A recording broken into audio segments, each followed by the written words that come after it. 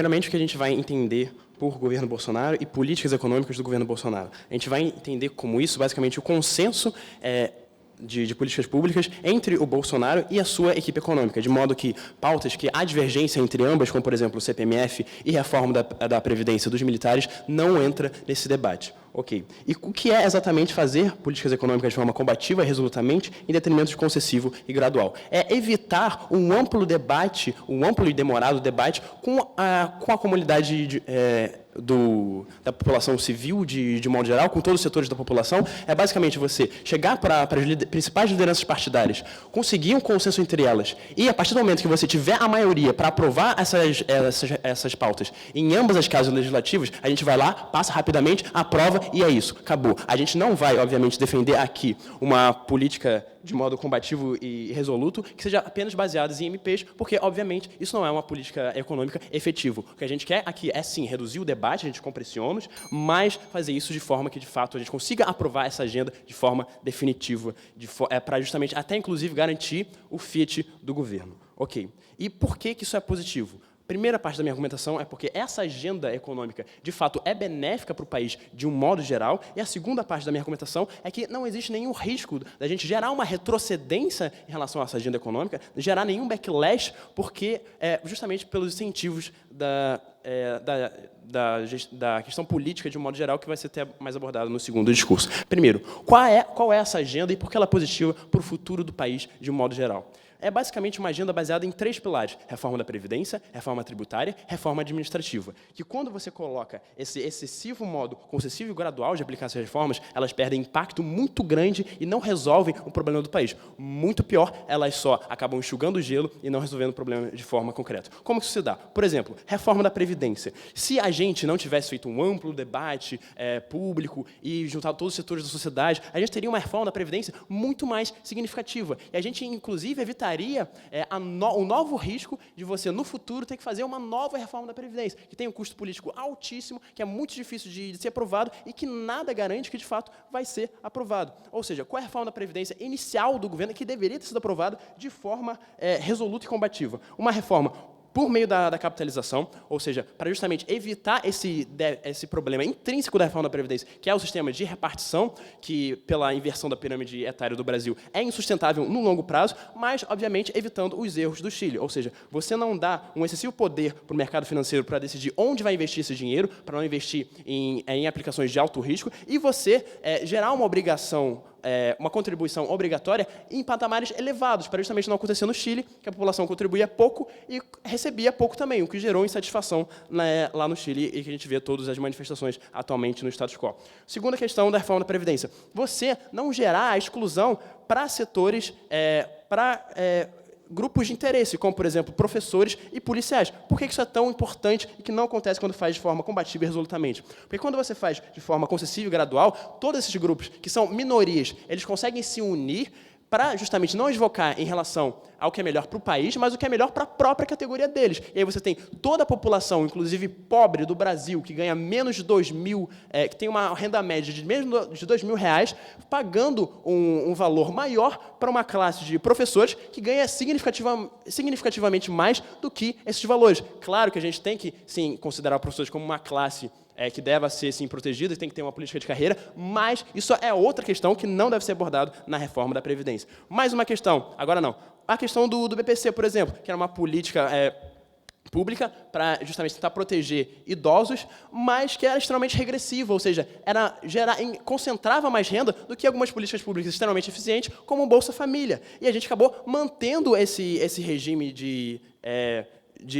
justamente ajuda popular, porque houve uma pressão muito forte de vários setores da sociedade, e é o que não é positivo de modo algum para o país. Se a gente tivesse aprovado a reforma do governo, isso não teria evitado, a gente teria políticas públicas, inclusive para a proteção social, muito mais efetivas. O que a gente tem no status quo com o BPC é justamente, inclusive, um desincentivo para você contribuir com a reforma da Previdência. Por quê? Depois que esse idoso tiver uma renda inferior a um salário mínimo e meio, quando ele tiver mais velho, ele pode receber o salário mínimo integral, sem mesmo sem nem mesmo ter contribuído. Isso gera incentivos perversos. O segundo ponto que eu gostaria de falar agora é justamente, a reforma administrativa. E aqui a gente fala que é justamente o segundo maior gasto do governo. O primeiro é previdência, o segundo é folha salarial. Por que isso é crucial aqui? Porque 93% do orçamento público federal está vinculado, ou seja, o governo não tem poder deliberativo de onde alocar recursos, porque isso é extremamente crucial, extremamente problemático em uma situação de crise. Porque o que basicamente ajuda o país a sair da crise são os investimentos. Se o governo não consegue investir, e basicamente tudo que ele tem é gasto obrigatório, é muito mais difícil fazer com que o país saia da crise. O que a gente quer aqui é justamente permitir que o governo faça esse investimento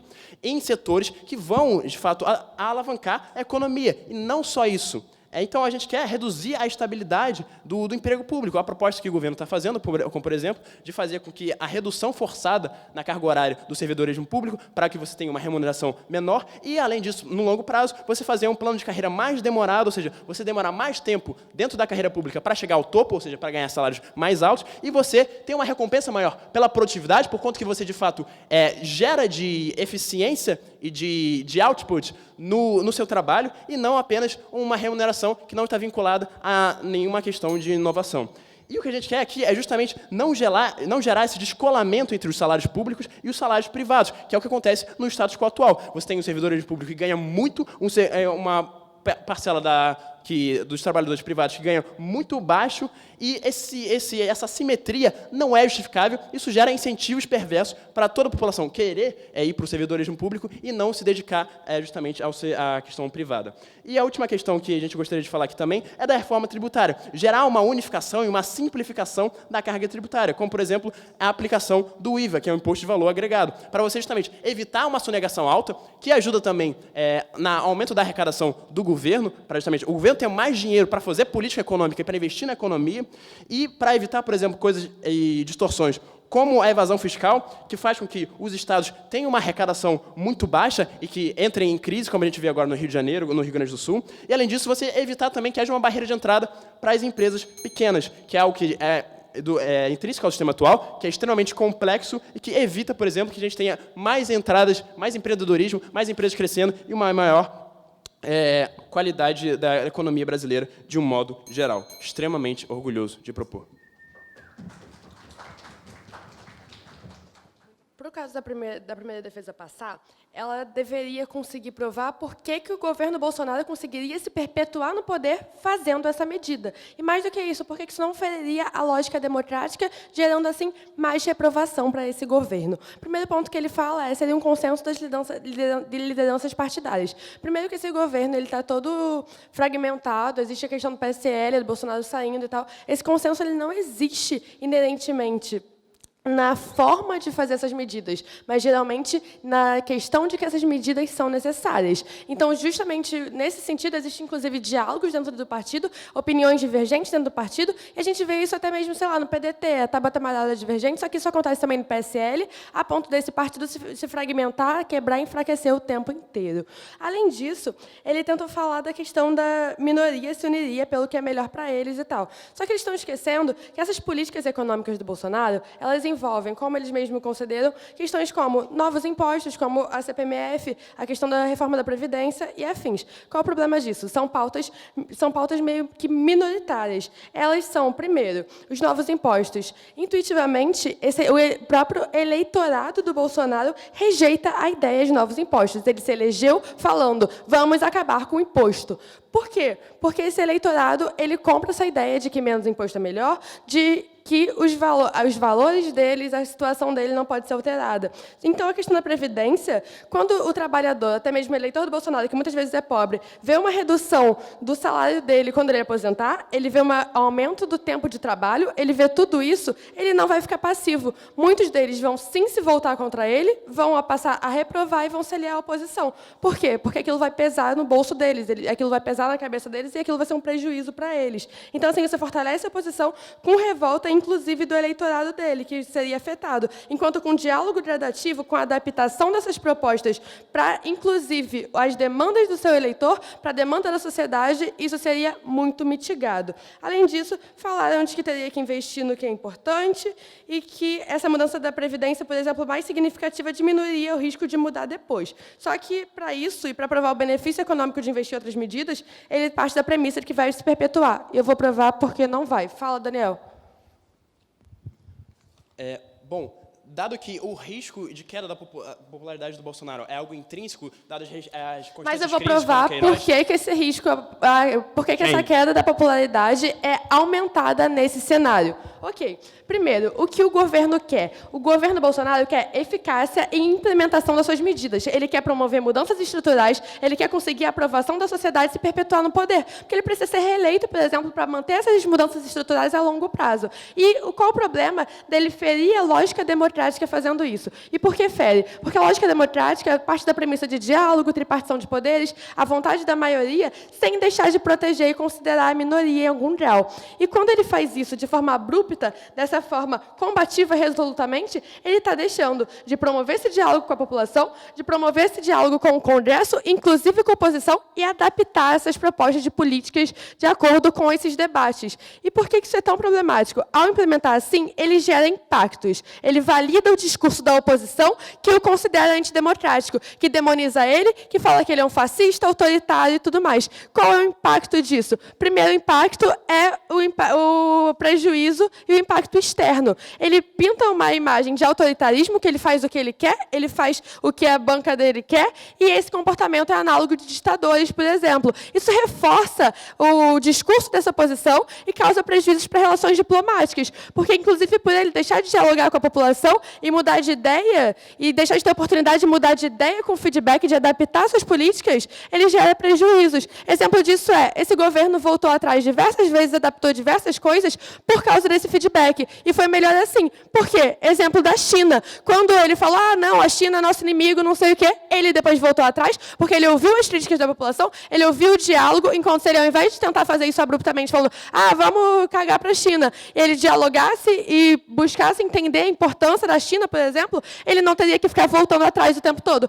E é isso que a defesa gera, a necessidade dele voltar atrás o tempo todo. E gera prejuízo interno, porque ele precisa se mostrar democrático para se manter no poder. Ele tem que considerar as demandas da população e ceder. A exemplo da reforma da Previdência. Ela só conseguiu passar agora no Congresso porque diminuiu as críticas e foi aprovada por meios institucionais pelo diálogo. A proposta inicial não passava no Congresso. E passar no Congresso, respeitar a tripartição de poderes, é fundamental para ter uma visão democrática dele, sem demonizar ele. Se ele fosse arbitrário e combativo e metesse medida provisória para vigorar e cagasse para o Congresso, para o diálogo, por exemplo, que é uma forma de se fazer isso, sim, Daniel, o que aconteceria seria, ele deixaria sim de ouvir a população e tiraria a oportunidade de debates no Congresso mais interessante, justamente porque ser gradual promove esse diálogo maior e com a sociedade, para que pudesse mudar essas questões. Isso gera uma revolta e uma reprovação maior, inclusive do eleitorado dele, que poderia ser prejudicado, como essa questão dos municípios, da Previdência e tal, tem um impacto de revolta nas ruas e mais chances de cair, sofrer o impeachment ou não se reeleger, por exemplo, justamente por essa revolta da oposição também. E gera também um precedente para os próximos governos. Ele falou que não existe risco de backlash, mas existe, porque ele está fortalecendo, assim, a oposição, enquanto também legitima essa conduta. Por quê? A partir do momento que ele legitima, que está ok você implementar essas políticas econômicas de forma combativa e resolutamente, você está falando que está ok também para os próximos governos fazerem isso. E o impacto disso ele está legitimando essa conduta. Outros governos, no futuro, vão poder se aproveitar disso para revogar as políticas na canetada e fazer outras de 4 em 4 anos. Essas políticas se tornam ineficazes, isso gera uma instabilidade democrática, porque a oposição ela vai poder usar depois a máquina estatal que ele mesmo fortalece para tirar a expressividade da oposição dele no futuro. E isso aproveita o discurso dele legitimado de autoritarismo para conseguir voto, falando, olha, ele é fascista mesmo, porque ele faz as coisas como ele quer, consegue voto e aproveita dessa máquina, justamente com essa demonização do Bolsonaro. E o problema disso a esquerda mostraria como que essas medidas prejudicam a população, que o governo não ouviu as demandas, não foi gradual, e o impacto a ineficácia dessas medidas a longo prazo, porque deixam de ser mudanças estruturais, diminui muito a chance dele se perpetuar no poder, justamente por fortalecer esse discurso da oposição que deslegitima ele, gera prejuízo de implementar e reimplementar depois essa medida ou revogar. Porque no momento que ele se torna oposição, outro governo é eleito, ele vai ter gastos maiores e um impacto maior para o orçamento, consequentemente com a possibilidade de implementar essa política afetada. Porque vamos supor que a esquerda depois volte e revogue essa reforma da Previdência e coloque outra. O gasto da reforma da Previdência inicial é muito alto, justamente para se perpetuar e a longo prazo ter efeito. Ele teria uma dificuldade orçamentária de implementar isso de novo no futuro e ele não conseguiria promover essa mudança a longo prazo, justamente fortalecer a oposição e permitir que ela se mantenha no poder, utilizando do mesmo discurso dele, com essa estabilidade democrática que eu já provei. Obrigada. Dado que a queda da popularidade é algo que vai ser inevitável, isso não deve ser uma métrica importante para que a gente analise a velocidade das formas como as políticas econômicas vão acontecer no governo Bolsonaro. Por quê? Primeiramente, uma questão relacionada à figura intrínseca de Bolsonaro. É uma questão imagética. E aí, quando a gente fala disso, a gente entra numa figura problemática em relação ao controle de popularidade que isso tem. Eu cito aqui 3 casos. Por exemplo, o caso Marielle, o caso Queiroz e o caso Embaixador, que teve agora recentemente. Todos esses casos são atrelados unicamente à imagem do Bolsonaro, e isso faz com que a gente perpetue essa necessidade de passar reformas urgentes. Porque quanto mais casos tivermos atrelados à imagem de Bolsonaro, mais dificuldades de passar as reformas que são urgentes e necessárias para resolver o problema do status quo nós teremos. Não vai gerar um efeito backlash, porque todo o capital político já vai ter sido gasto em relação ao Congresso. Todos esses políticos que entendem que essas reformas são necessárias para que a gente garanta o menor caos social e maior chance de governabilidade, vão ter todos esses impactos voltados para si. Ou seja, quando a economia está boa, a gente não tem chance de fazer com que a pressão popular aconteça. E depois disso, é muito importante que a gente entenda que quando a população está satisfeita, não há necessidade da gente ficar o tempo todo fazendo com que essas reformas elas sejam necessárias. Então, a longo prazo, ainda que a esquerda ela venha assumir e que a população não reaja a isso, não faça isso, não vai ser porque a esquerda está no poder, mas sim porque as reformas já foram aprovadas de maneira significativa no passado. A economia vai estar boa e não vai ter necessidade da gente ficar cobrando que os políticos façam alguma coisa para mudar isso tudo. E, além disso tudo, a gente precisa ter uma métrica de urgência pragmática para que a gente consiga resolver os problemas intrínsecos às questões institucionais. E, mais do que isso, é importante que essa retomada de confiança seja algo necessário nesse debate para que a gente consiga controlar o controle da população para com a confiança do mercado e para com a confiança das próprias instituições. Por que isso é tão importante? Para garantir governabilidade. Sem governabilidade, a gente não aprova políticas que são tão importantes para que o Congresso consiga resolver os problemas populacionais e, mais do que isso, que a gente tenha uma estabilidade econômica. Como aconteceu na Argentina, eles tiveram um amplo caso de investidores externos, porque o próprio governo não conseguia fazer um controle em relação a isso e a população se revoltou. A população se revoltou, a Argentina entrou em instabilidade econômica e a população sofreu cada vez mais esse caos social. Então, o controle da crise social ela só vai acontecer na medida em que a gente fazer com que essas reformas elas passem de forma mais rápida, urgente, fazendo com que essa desconstrução imagética que a oposição tenta trazer aqui como algo completamente ruim nesse debate não seja uma métrica tão importante e relevante para que a gente aprove o caso do governo. E a aprovação dessas reformas ela é extremamente necessária para que a gente consiga fazer de uma vez só tudo aquilo que a gente precisa resolver no país. Porque se a gente for fazer algo hoje e depois deixar para o longo prazo, talvez a gente não consiga passar isso. E num cenário contrafactual, onde é mais fácil que a gente garanta que essas reformas elas passem agora, de maneira mais urgente e sem ser prolongada ainda mais esses déficits, essas crises sociais e esse caos, é melhor do que nada. Guia. Rafa, vocês disseram que a reforma administrativa é importante. Ela foi feita por meio da MP 905. Vocês não compraram esse ônus. Segundo o governo, por favor, compre esse ônus. Nós compramos o ônus, sim, porque vocês espantalham o nosso caso o tempo todo, tal como a Isabelle fez. Não engaja com o melhor caso possível e sempre pega o pior cenário do governo. E vocês nem escutam o que nós temos para falar para poder dar respostas eficientes nesse debate. E outra coisa, além disso tudo, a gente tem uma necessidade de fazer com que a assistência social do país seja garantida. Não apenas hoje, mas mas a longo prazo. Por quê? É importante que a gente tenha controle financeiro sobre as ações para que no futuro a gente também tenha dinheiro para ter retorno para a população. Porque a gente não quer apenas fazer campanha política para que o governo Bolsonaro se perpetue no poder. Não é isso que nós estamos falando. Nós estamos falando que o governo Bolsonaro deve garantir sustentabilidade durante o seu mandato para que após esse mandato, ainda que a esquerda volte ao poder ou ainda que entre qualquer outro tipo de cenário possível desse governo, a gente ainda assim garanta que a população vai estar bem assistida,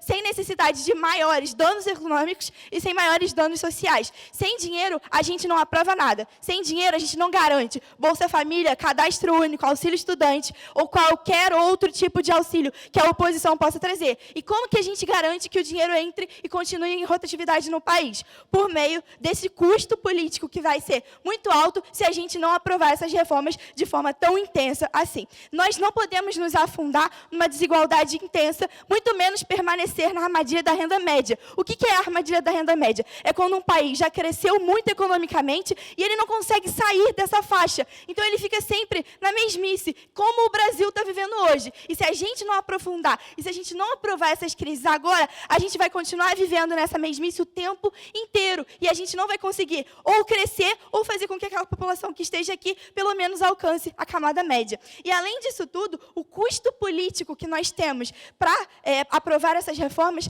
precisa ser necessariamente, significativamente reduzido. Políticos de esquerda, políticos de direita concordam que nós precisamos fazer algo que seja necessário para atender as demandas sociais da população, como, por exemplo, a própria Tabata Amaral. Ela concorda que a reforma da Previdência é necessária. Então, se os próprios políticos concordam que essas métricas elas são relevantes para que a população tenha, a longo prazo, uma garantia e uma estabilidade em relação ao bem-estar social, é melhor do que qualquer outra coisa que a métrica da oposição possa vir trazer aqui para nós.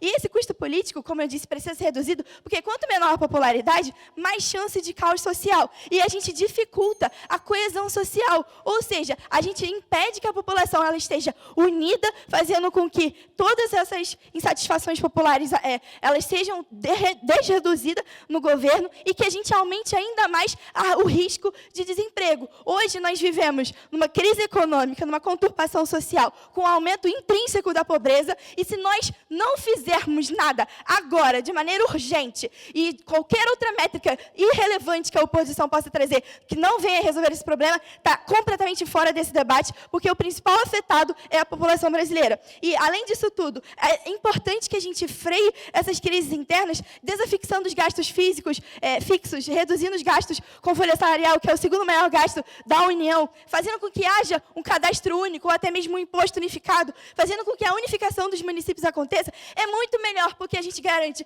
a sustentabilidade a longo prazo, a gente garante o controle de popularidade da figura do Bolsonaro e a gente garante coesão social, que é mais importante do que qualquer outra métrica que a oposição venha trazer. Por mais redução da desigualdade, por maior garantia e sustentabilidade econômica que nós temos muito orgulho em propor. Obrigada.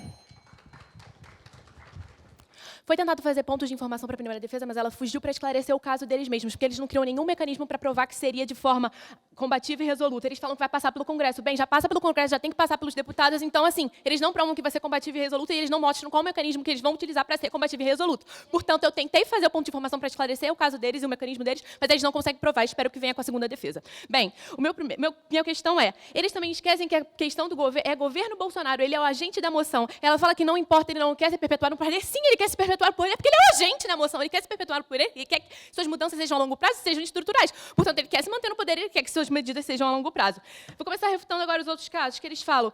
Eles falam que vai ter que passar pelo Congresso, mas, ao mesmo tempo, eles falam da grande folha de pagamento do setor público.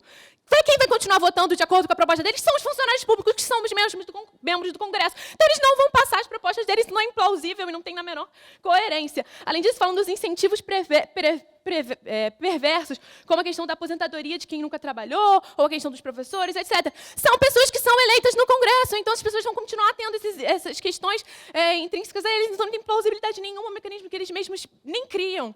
Eles falam da reforma tributária, a gente acredita que a reforma tributária também é importante, que a assistência social também é importante, a gente quer que isso passe, só que a gente acredita que não deve ser de forma combativa e resoluta, mas deve ser de forma gradual. A gente acredita que são importantes, mas não da forma como eles querem, do mecanismo que eles deveriam ter criado.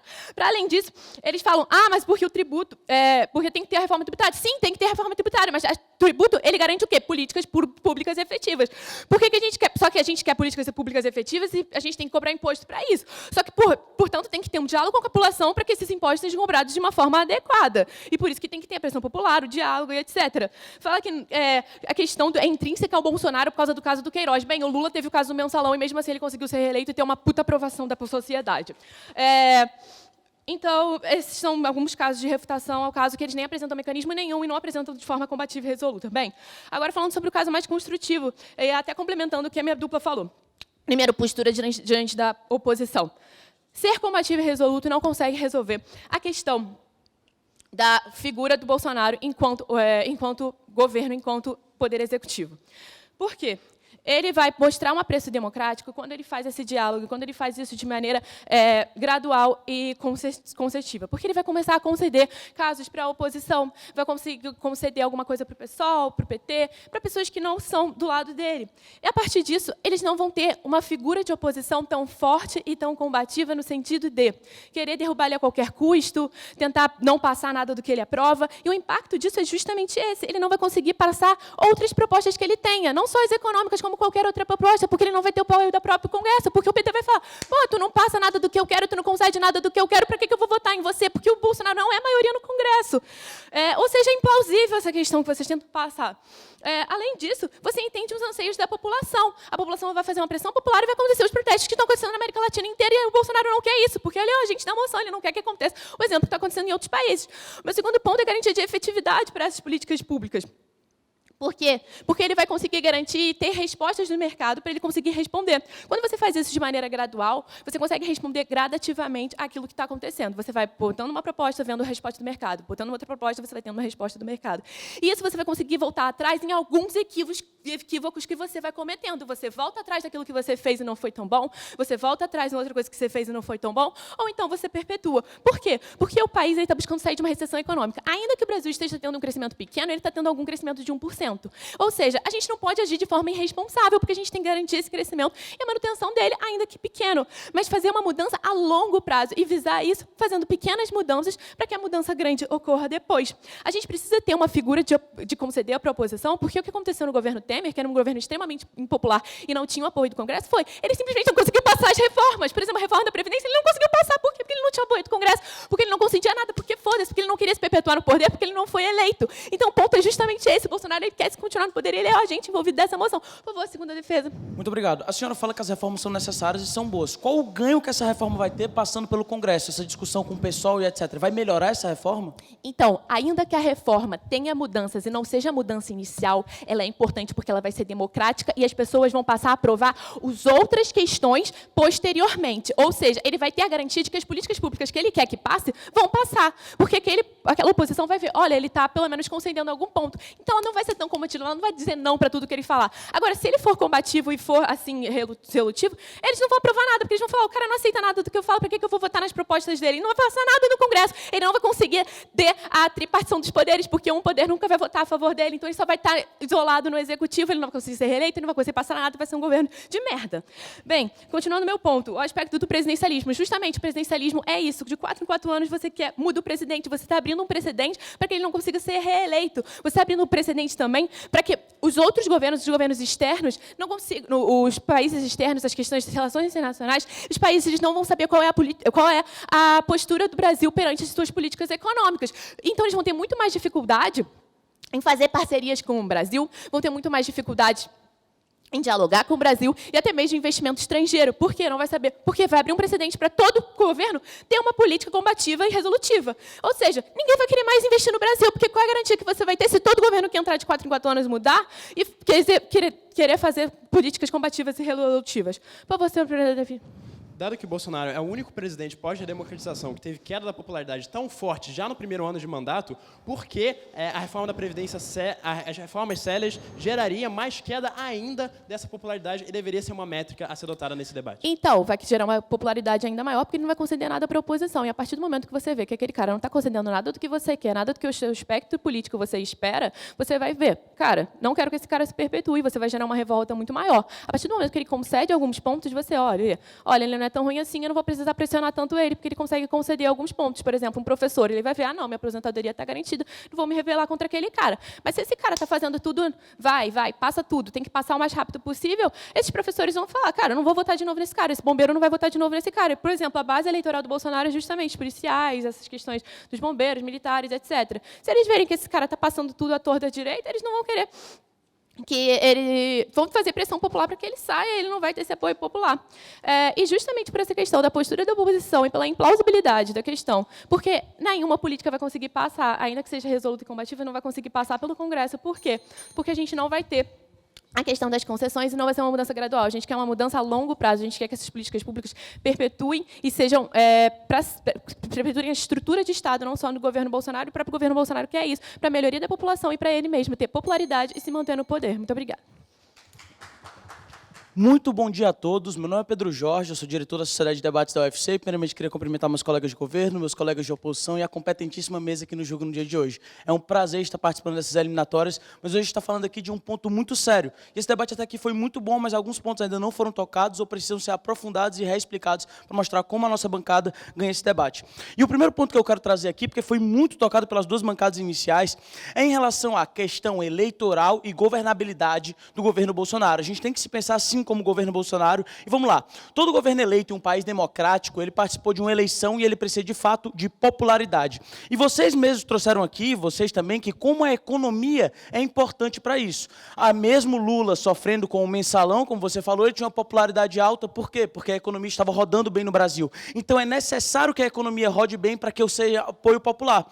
Então vamos lá, vou dar dois exemplos básicos para vocês. A gente tem um Macri na Argentina que tentou fazer reformas graduais, ele não conseguiu aprovar essas reformas, saiu do governo e passou só 4 anos. E a gente tem a Margaret Thatcher lá na Inglaterra, que foi extremamente agressiva e rápida, sofreu uma impopularidade no início, mas teve 11 anos de gabinete e a população inglesa cresceu como nunca antes visto. Então, a economia, ela aumenta a popularidade dessa pessoa e ele está também no momento ideal. Vocês falaram dos protestos, mas a gente está no melhor momento ideal para fazer isso, já que a esquerda está desarticulada nesse momento e fica mais fácil de fazer isso, já que ela está segmentada, como vocês mesmos falaram. Então, assim, vai ter início essa impopularidade maior, mas a longo prazo, a maior e melhor na economia vai fazer eles crescerem. E a segunda questão, vocês falam do Congresso. Eu preciso levar para o Congresso, porque senão vai ter dificuldade e tal. Só que se vocês olharem, a maior parte do Congresso não é PSOL, não é PT. A maior parte do Congresso é Centrão. E o Centrão, ele é fisiologista. Ele não tem coisa política de direita ou de esquerda. Ele acredita no que a população está mais querendo. E se a economia começa a melhorar e a população começa a apoiar o Bolsonaro,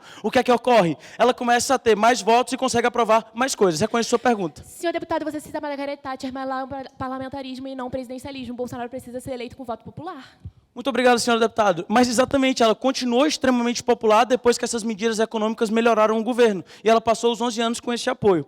Mas, enfim, vamos lá para o segundo ponto. A gente tem que olhar para a história do Brasil e para esse dever moral do eleito. Na história inteira do Brasil, a gente teve um problema muito grande e vem até aquela famosa frase: não existe nada mais conservador do que um liberal no poder e nada mais liberal do que um conservador na oposição. E por que isso é comum no Brasil?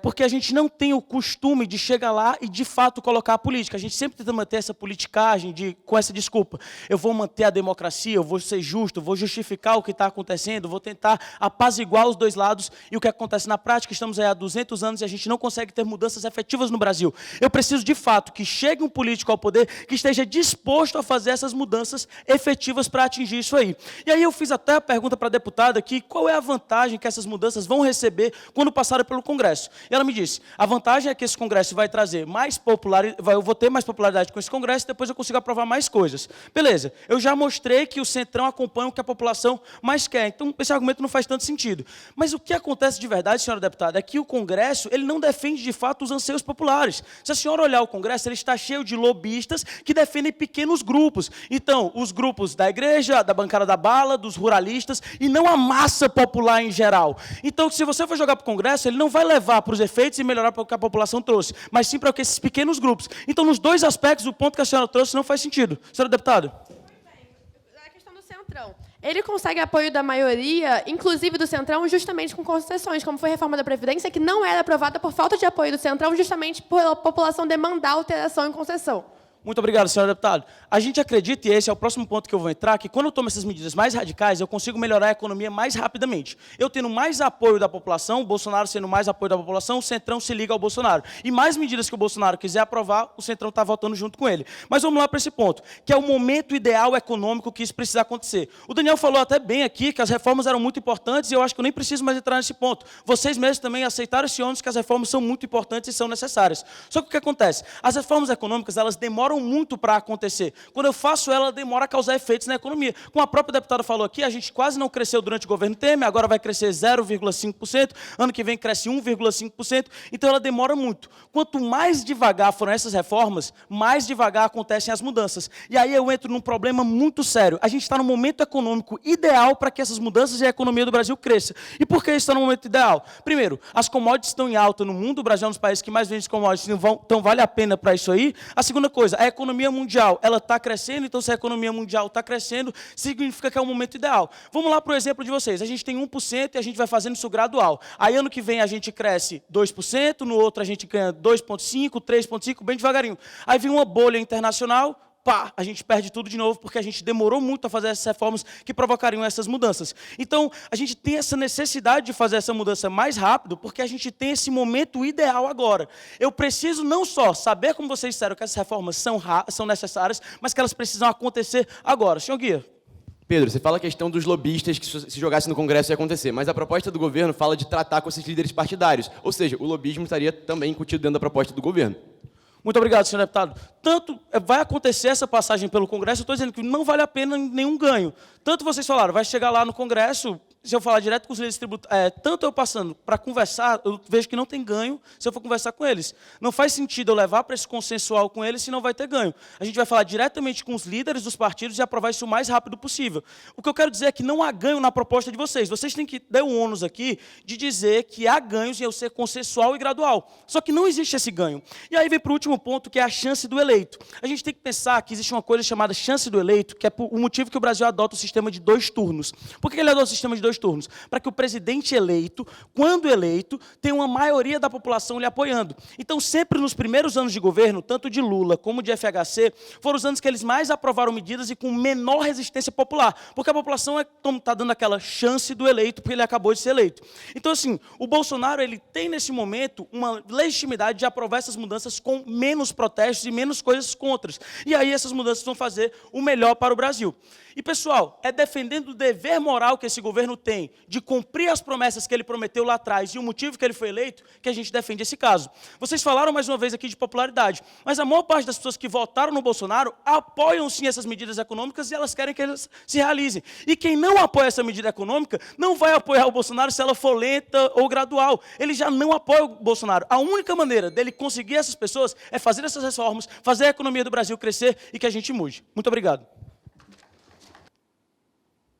Bom, o primeiro governo explicou porque as medidas são boas. A diferença é que eles tomaram contra stakeholder o Brasil e não o governo Bolsonaro. O contexto que a gente vive hoje é de um de Bolsonaro, é um isolamento político cada vez maior, embate com o Congresso e com a base. Eu já demonstrei no meu POI que houve um esfaqueamento ali dentro da bancada, em razão que eles ignoraram os mecanismos trazidos por vocês. E o primeiro governo não comprou o ônus de que algumas reformas foram sim feitas via MP, e essa é a forma combativa que é feita dentro desse aspecto. Bom, continuando, o primeiro governo traz que sobra mais dinheiro, só que se sobra mais dinheiro e diminui a popularidade dele, ele não consegue ser eleito, sobra mais dinheiro para a oposição. Então a oposição consegue fazer essas medidas, ganhar popularidade e se perpetuar dentro do poder. Além de que, se eles concedem que a esquerda e a direita concordam que é necessária, um exemplo é que a postura combativa ela tira esse aspecto. Seguinte, a Tabata Amaral, por exemplo, ela e a maioria das pessoas que modificaram a reforma foram xingadas pelo Paulo Guedes, porque o Paulo Guedes achou a mudança da reforma um absurdo. É esse tipo de conduta que a gente não aceita. Bom, e é ruim para o governo Bolsonaro. E mesmo que o Pedro Jorge traga uma questão de que é melhor para o futuro, as medidas são a longo prazo, como ele mesmo disse, e se elas são a longo prazo, eles não têm os ganhos políticos delas nesse necessário momento, se a gente não consegue fazer essa capitalização. Bom, vamos lá. Primeiro, por que é mais importante? Porque tem um menor choque na população, ou seja, traz um maior tempo de adaptação que a população pode ter em relação a esses aspectos negativos ou positivos, e tem mais clareza no diálogo e no processo, o que traz mais credibilidade para dentro dessas políticas públicas. Além de que, dilui os impactos negativos na própria população, que cada vez mais vai incorporando e aceitando o status quo, de certa forma, e diminui a sua satisfação. Além de que tem mais tempo de adaptação para o mercado e menos custos de transição dentro desse aspecto. Ou seja, se a gente dilui de forma gradual e concessiva, a gente consegue diminuir os custos transacionais de empresas e de outros agentes da população dentro desse cenário. Mas vamos lá, eu vou me diferenciar da primeira posição, que é quem efetivamente está levando esse debate até agora. Vamos lá.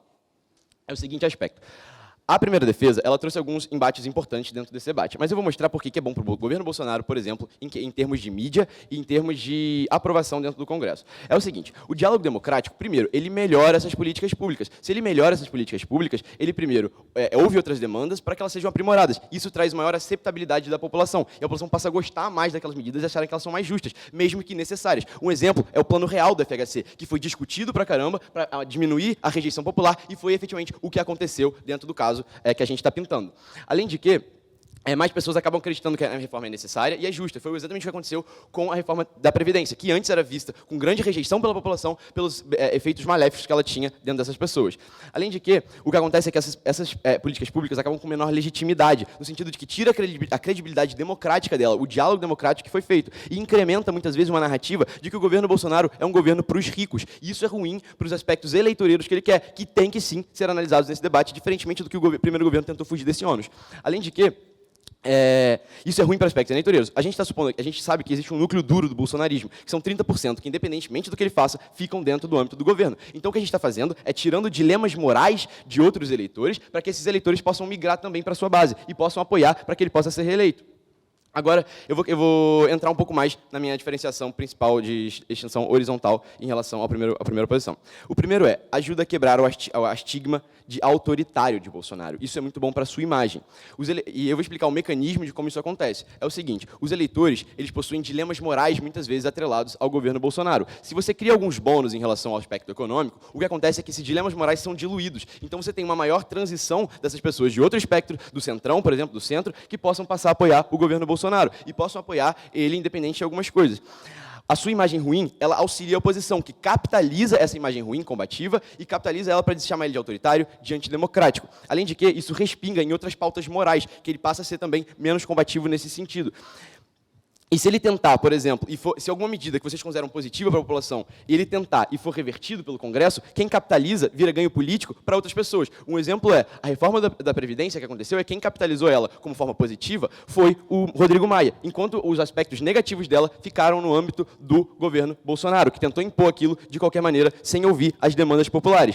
E agora o principal aspecto é que ela fica mais palatável para a mídia. A mídia hoje é um dos principais inimigos do governo Bolsonaro. Como a mídia ela se prostra como esse inimigo, ela muitas vezes coloca ele dentro do jornal, ela coloca ele nas manchetes como algo negativo. Se você consegue agradar essa parcela da população, essa parcela desses grupos de poder, o que acontece é que você diminui a combatividade dessa mídia contra ele. Se você diminui a combatividade dessa mídia contra ele, você necessariamente, como a mídia influencia muitas vezes no pensamento popular, você consegue influenciar muitas vezes esses eleitores. E por exemplo, o governo Bolsonaro tem maior legitimidade para aprovar algumas pautas que ele quer e também mais aspectos eleitoreiros.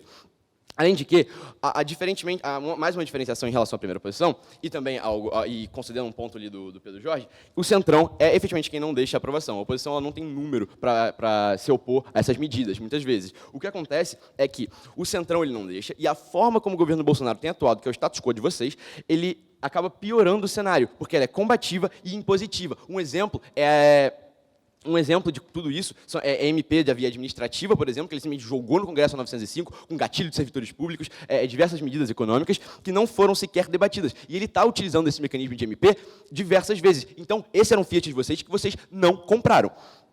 Além de que, o que acontece quando você diminui essa combatividade e passa a ouvir mais os anseios dentro do Congresso, é que você diminui a combatividade do Congresso de volta. Quando você diminui a combatividade do Congresso de volta, o que acontece, que é bom para o governo Bolsonaro, é que muitas vezes, por exemplo, escândalos que estão prejudicando o governo Bolsonaro passam a não passar dentro do Congresso. Isso é bom para a imagem dele. O que acontece, por exemplo, a CPMI da fake news, por exemplo, não teria passado se ele não tivesse com essa combatividade, com essas milícias digitais para atacar a oposição, diversos desses aspectos. Por isso, é importante para esses ganhos eleitoreiros e esses ganhos propriamente democráticos do governo Bolsonaro para que ele se perpetue do poder e quebre essa narrativa que tem sido capitalizada pela oposição de que ele é assim. Fala, Daniel.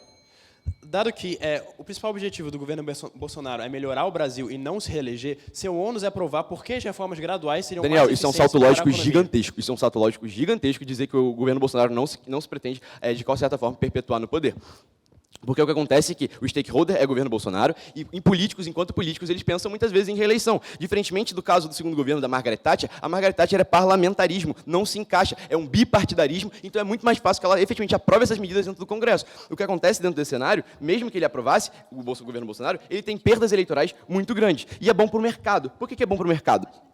É bom para o mercado porque tem menos polarização. Se você tem menos polarização dentro do Congresso, você tem menos incerteza sobre como aquelas medidas vão ser aprovadas, você tem menos incerteza, na verdade, quais a legitimidade daquelas políticas, a credibilidade daquelas políticas. Então o mercado, quando ele tem menos incerteza, ele aumenta a confiança e passa a ter mais investimento. Então as pessoas passam a investir mais no Brasil, sabendo que o Brasil é uma democracia estável, por exemplo. Que o Brasil hoje tem um presidente que dialoga com o Congresso, é um presidente que, na verdade, concede para a oposição e não trata a oposição necessariamente como uma inimiga. Então, portanto, aumenta a confiança em razão da credibilidade das políticas públicas, que acabam aumentando. Um exemplo do IVA do Daniel é que o IVA ficou dentro do debate público durante muito tempo. E ele hoje só é uma pauta importante dentro da reforma tributária, por exemplo, porque ele foi discutido, ele foi trabalhado e ele foi assim feito. Por isso, muito orgulho em ser oposição. Muito obrigado.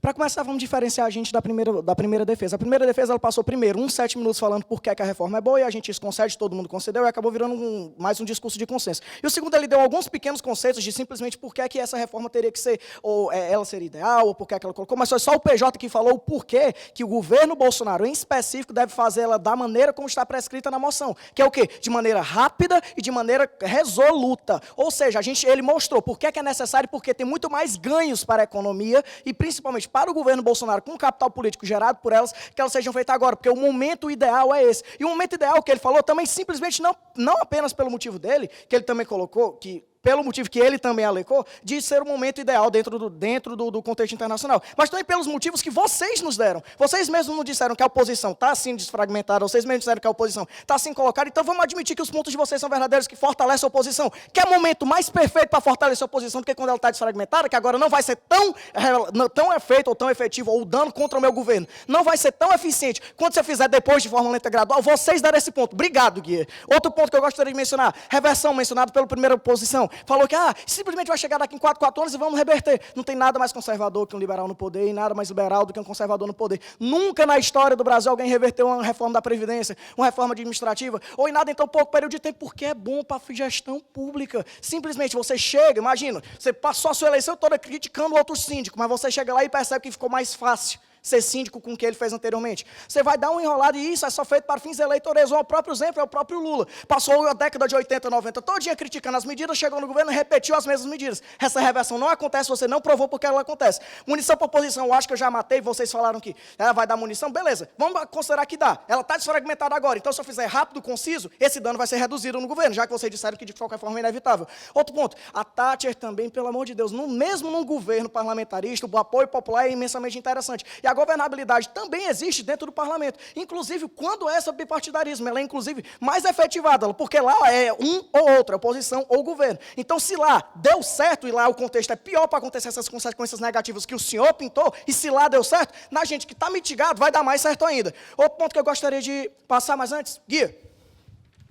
Estevão, vocês consideram que a principal, entre aspas, oposição é o Centrão. O governo está brincando de esfaquear. Você esfaqueou o PJ e o PJ esfaqueou a primeira dupla de defesa. Agora eu vou te esfaquear, pode ser? Beleza, vamos fazer o seguinte. Cara, a gente admitiu o seguinte, que, as medidas vão passar pelo Congresso e você mesmo deu um ponto pro PJ, que eu adorei, que ele não conseguiu responder direito, mas agora eu respondo para você. Ele disse que passa pelo Congresso, beleza. Se vocês estão dizendo que de qualquer jeito vai passar, é melhor com ou sem, que vai ter lobismo de qualquer jeito, não faz a menor diferença esses contextos de ganhos passados pelo Congresso que vocês vêm montando a todo esse tempo. Vocês vivem dizendo, vai se tornar mais plausível, vai se tornar mais popular, mas você mesmo admitiu no seu ponto de formação que tem lobismo, o lobismo vai acontecer independente de se passar de um jeito ou de outro, por MP, depois de aprovado ou por outro. Ou seja, o dano é o mesmo, vocês só estão perpetuando e fazendo com que a gente perda a chance de ouro de fazer essas medidas. Sim, ter a máxima eficiência e com essa máxima eficiência rápida, ter mais ganhos políticos e capital eleitoral para o governo Bolsonaro. Porque se a gente aprovar agora, pelas chances e o contexto econômico também, pela desestruturação da oposição, os danos vão ser reduzidos e os ganhos vão ser maximizados. Se eu faço com que maximizar os danos e reduzir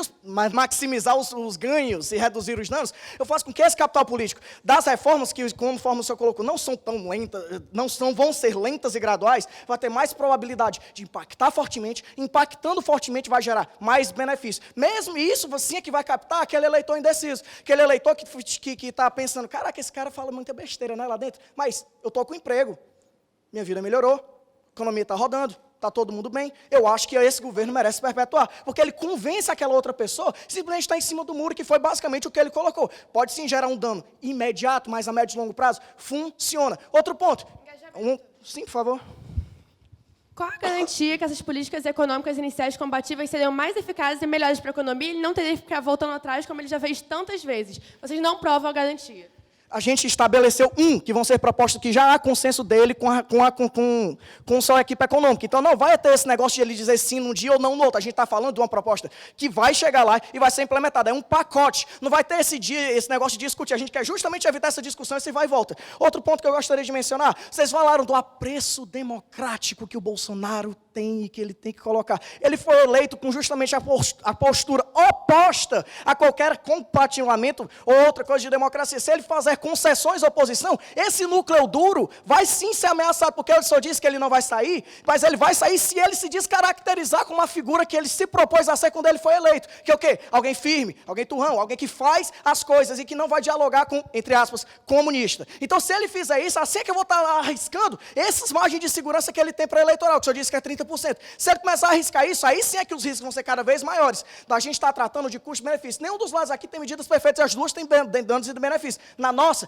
maximizam-se os danos pelo momento econômico que foi o PJ quem mostrou e diminuem-se, sim, os prejuízos em relação a isso.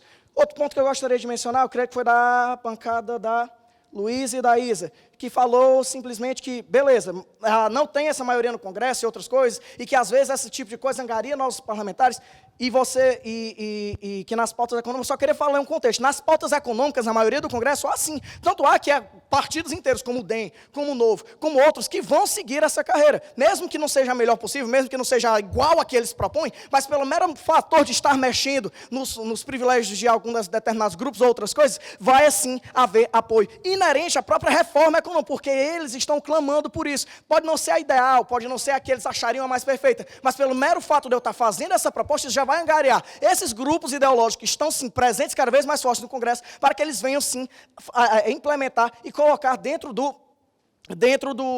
bancada governista e fazer com que, sim, essas propostas sejam passadas. Se eu passar agora, a oposição está desfragmentada. Se eu passar agora, tem mais chance e mais futuro, e mais risco. E, sim, uma grande probabilidade de eu conseguir, sim, angariar os frutos dessas reformas e conseguir utilizar no fim eleitoreiro. E outra, eu tenho também o dever moral de realizar isso, porque foi o único ponto que trouxe para fora do pragmatismo que foi trazido pelo PJ. Eu fui eleito, o Bolsonaro foi eleito, perdão, não sou o Bolsonaro. O Bolsonaro foi eleito de forma que ele prometeu fazer isso. Ele prometeu reformas econômicas bruscas, ele prometeu reformas econômicas dessa forma. Ele não prometeu dialogar com a esquerda, foi justamente o contrário do que ele fez durante toda a campanha. E o eleitor está esperando isso. Eu quebrar essa linha de legitimidade com o eleitor, como o PJ colocou, faz com que esse núcleo duro que o senhor está dizendo que não muda, corre o risco de mudar. Aí sim é que corre um risco para o Bolsonaro. Na nossa, os ganhos são bem maiores que os riscos. Na de vocês, há um risco de eu perder, inclusive o que já está garantido. Muito obrigado. Bom, por que foi que a oposição, especificamente a segunda oposição, que levou esse debate? Começando pelo primeiro governo. A gente teve que eles falaram que o objetivo principal do Bolsonaro, que é o stakeholder principal desse debate, seria melhorar a economia e não se reeleger. Mas para que o Bolsonaro quer melhorar a economia? Não é simplesmente porque ele é bonzinho. Ele quer se reeleger e poder satisfazer a população. Então, isso já é um ponto muito importante. Segundo ponto, eles trouxeram um cenário que não só é não plausível, como é irreal também. Por quê? Por exemplo, a questão da reforma administrativa foi passada por MP, e a gente tem sobre a questão da aprovação no Congresso, que na prática não está de acordo com essa moção aqui, porque na prática eles não estão falando sobre uma forma resolutiva e imediata, porque já foi falado aqui várias vezes que essa aprovação de fato demoraria. Então, se tiver que passar pelo Congresso, todos os impactos que vocês estão falando que se dariam devido à urgência de fazer as reformas agora, de fato seria uma coisa demorada. E eles estão partindo da premissa de que os líderes, de fato, todos os líderes partidários iriam apoiar e ele conseguiria passar essa reforma. E qual que é o problema aqui? Foi trazido pelo Gabriel Guia a questão do Centrão, principalmente. E como que o Centrão ele é movido? Bom, a gente levantou aqui, nesse embate, dois principais pontos, que foram a questão do lobby, mas também a questão de que o Centrão ele está ali querendo manter o poder dele, ele não vai nem muito para um extremo, nem muito para o outro, ele vai com a maior parte da população, vendo como que a população está se comportando. Então, a gente tem duas possibilidades. Primeiro, se a gente vai querer passar essa medida de forma rápida, o que vai acontecer? A gente não vai conseguir fazer com que o Centrão mude de ideia, porque, de fato, as propostas do Bolsonaro estão muito mais ao extremo, então, essa mudança de ideia, de fato, não vai acontecer. Ou o segundo caso, eles falaram que acontece esse lobby, precisaria fazer algum lobby? Isso ficou com um cenário muito dúbio. E qual que é o problema da gente ter essa mudança, da gente basicamente, para a gente conseguir fazer essa aprovação, ou ela vai ser lenta e os impactos que a bancada da defesa trouxe não vão acontecer, ou segundo, ela só não vai ocorrer porque o Centrão não vai simplesmente mudar de ideia de uma hora para outra, ou o terceiro vai ter que ser feito por meio de lobby. Isso seria muito danoso, visto que com os recentes escândalos de corrupção envolvendo, por exemplo, a família do Bolsonaro, isso iria afetar muito mais a imagem dele. Bom, terceiro, eles falaram que a questão da métrica da popularidade não vale. Só que o ponto é, se ele quer se reeleger, porque a gente está falando aqui de brigas políticas,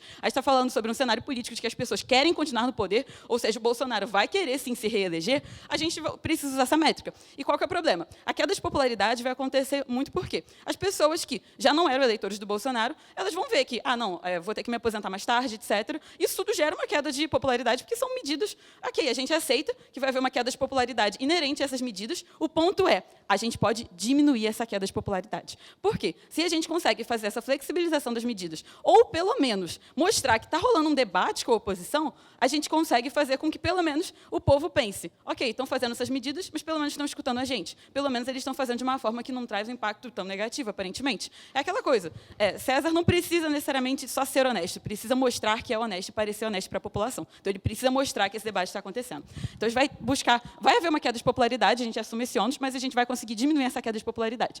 Depois, falando sobre a questão da Argentina, de que não foi eficiente, a população se revoltou. Mas pegando o melhor caso de vocês, de que, de fato, a economia vai melhorar de forma rápida, que a gente vai passar isso, qual vai ser o problema? Justamente o problema de não ter escutado a oposição e de ter feito isso por vias que não são tão essencialmente democráticas. E isso vai só alimentar o ponto que o Gabriel trouxe sobre a questão da mídia, que a mídia atualmente é o maior inimigo do Bolsonaro, e vai dar motivo para a mídia pintar ele como ainda mais autoritário. E qual vai ser o problema disso? Isso justifica todo o discurso da oposição que atualmente existe contra o Bolsonaro. Isso vai estar fortalecendo essa oposição, porque, de fato, vai estar dando motivo para isso e para a forma como pintam ele. E, por último, a questão da governabilidade. De fato, ele precisa ter mais governabilidade e, para isso, ele precisa dialogar, isso é óbvio, porque ele precisa conseguir passar essas medidas no Congresso. Bom, falando agora sobre a segunda defesa. Eles levantaram aqui o ponto da questão do Centrão, sobre a questão do lobby, que eu já comentei. O ponto é, a gente então teria três possíveis cenários. O primeiro, da gente conseguir, de fato, quatro possíveis cenários. Primeiro, da gente conseguir, de fato, que todos eles mudem de ideia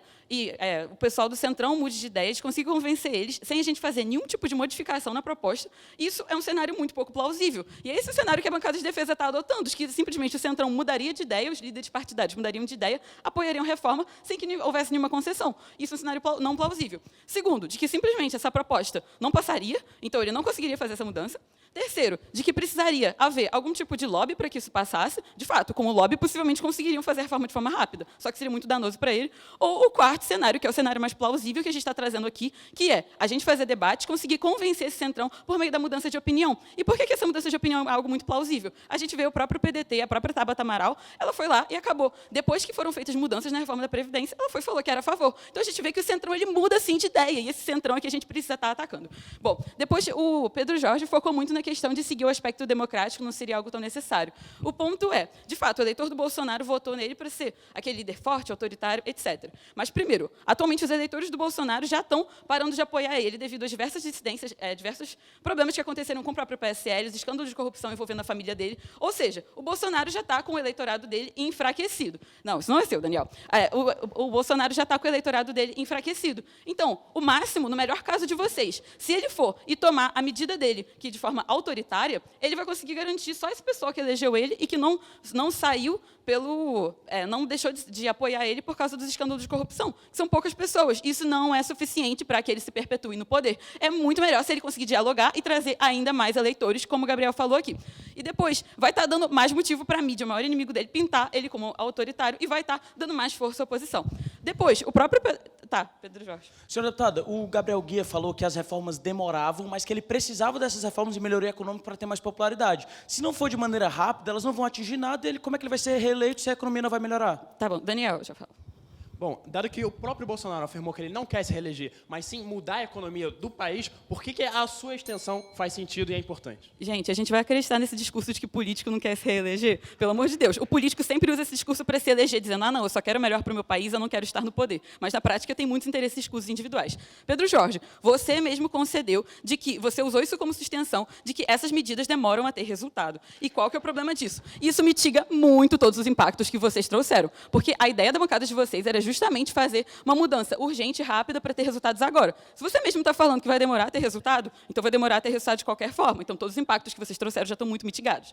Bom, agora falando por que a gente se diferencia da primeira oposição. Foi porque o Gui trouxe um stakeholder muito importante aqui, que é o Centrão. Atualmente, a gente não tem só a oposição extrema, que é, de fato, o PT, PSOL, etc. A gente tem também o Centrão, que a gente precisa buscar mudar de opinião, e não por meio de lobby, etc. E a questão da mídia, que atualmente é um inimigo muito grande do Bolsonaro. E a gente percebe que essa polarização, qual vai ser o impacto de aumentar essa polarização, de fortalecer a oposição? Vai ser ruim para a própria economia, porque, atualmente, o que causa maior instabilidade no Brasil é, sim, essa disputa de poder que a gente tem entre a oposição e Bolsonaro, as críticas, a mídia, tudo isso piora o cenário de investimentos da economia do nosso país. Portanto, seria algo muito negativo. Por todos esses motivos, pela governabilidade, por, sim, o interesse que existe de se reeleger, a gente assume ter um ganho menor, mas que a gente vai conseguir, pelo menos, que ele se reeleja, se mantenha no poder de forma sustentável, foi um sweep da oposição. Muito obrigada.